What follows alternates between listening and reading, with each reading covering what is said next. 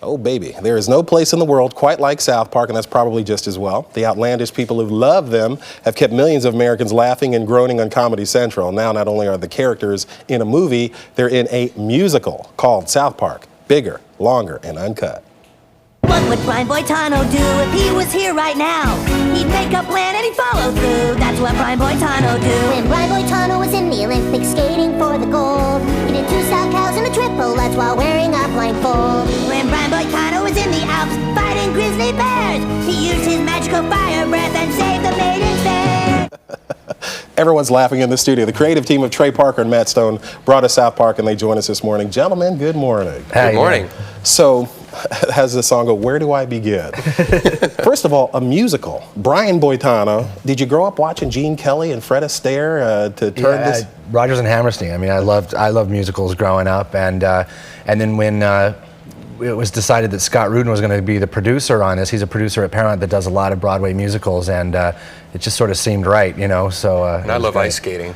Yeah. So and Brian Boitano's a hero of mine. So it all just meshed so peanut butter and beautiful. chocolate coming together. Let me ask you this, Matt. What's it like? I mean, the movie had a following before this movie was made, but the critics have been pretty kind to you guys on this one, and this is a gross, R-rated, it's just one of those movies that you don't think that they would like. They do like it. Yeah, I mean, we were really bracing ourselves for a storm of bad reviews, and that's the truth. And we've been through that before in the last couple of years doing the TV show and the movies we've done. We've gotten our share of bad reviews, so we were waiting for it again.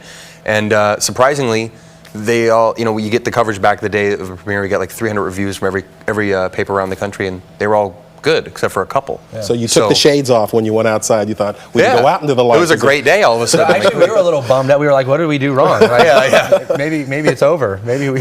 Critics like us as the end of the millennium. In this movie, you poke fun at kids who are underage getting into a movie they're not supposed to see. They get a homeless guy to buy them some tickets. How old should kids be before they should be in to see this movie? I think our bottom line and sort of the point of the whole movie is that that's a parent's decision. I mean, I know that there are very mature 13-year-olds in the world and there are very immature 16-year-olds in the world, and I think that it's a parent's decision, you know, and that's why, you know, it's not a ratings board decision whether a child, the NC-17, where they say even if a parent thinks their child's mature enough, they can't take them. That's just wrong, you know, and it should be a parent's decision. Well, you sound pretty responsible because there's a lot of hand-wringing going on these days about irresponsible media for impressionable young kids. Yeah. Do you think what you're doing is irresponsible? No, although Trey and I personally are pretty irresponsible people a lot of times. I've heard that about both of you guys. We feel like, you know, what we do this, we've always done the show and we do the movie to make people our age laugh, to make each other laugh, to make our friends laugh, and then that translates, of course, to a bigger audience. But, you know, we had somebody ask us one time, you know, how many jokes in a show do you try to do for kids versus adults? And it's like, we don't do that. We do the jokes for ourselves.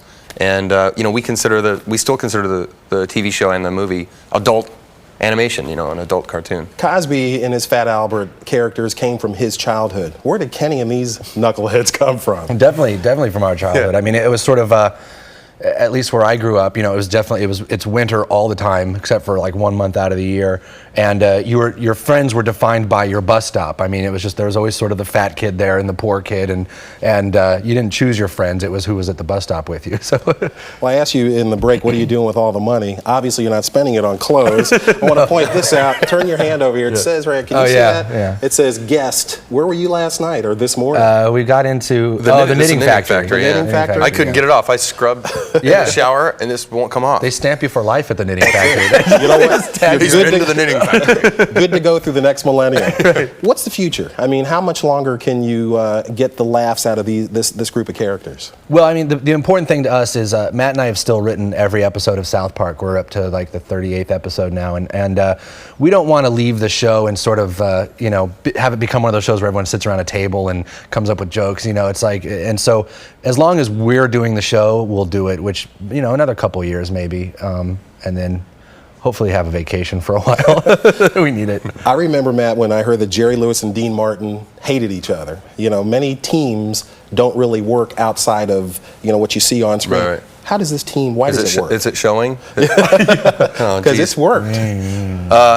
We just started out as friends, Yeah. and it is kind of sad. Sometimes we'll go to a party in Hollywood, like, or around where we live, and we'll show up together. I feel kind of lame. Like, leave together. Matt Damon and Ben Affleck don't show up together. We started out as friends, and what we do is, again, like, we feel like all we do is just sit around and make each other laugh. And sometimes we're on the clock, and sometimes we're not. So 30 seconds left. Anything too gross for you to put in a movie or in your show? No, not at all. I mean, I don't think we've ever come up with something and been like, oh, that's really going too far, because you can't do that, and once, and the groups, that come and get angry at us, once we start saying, okay, we better not make fun of them anymore, then all of a sudden none of it's okay. It either has to all be okay or none of it's okay. Trey and Matt, thanks for being with us. North Park, a whole nother bunch of guys. Yeah, exactly. I'll give you that one. Good to see you Thanks. guys. Now here's Stallion. Yeah, think about it, really. Now, 22 minutes after the hour, still ahead, an African-American family